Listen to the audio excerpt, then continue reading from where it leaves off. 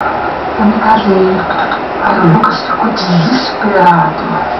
Passou uns dias aqui em casa, encolhido naquele sofá ali, sem comer nem beber, só sofrendo por sua causa. Ele estava crente que quando fosse a Marrocos ia fazer você junto comigo.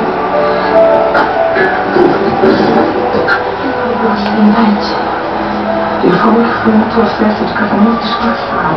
Foi. Ai, eu vi um susto tão grande. Eu estava tão arrasada, Ivete, tão apática.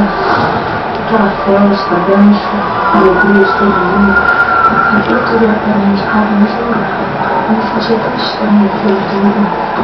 Era como se aquilo estivesse acontecendo com outra pessoa e não comigo. Aí de repente eu vi. O que você tá fazendo aí? Você não tinha me visto aqui? Não. Ai, gente, Foi ótimo. eu achei que tudo sábado a gente podia. Sério? Sério? E eu deveria estar fazendo.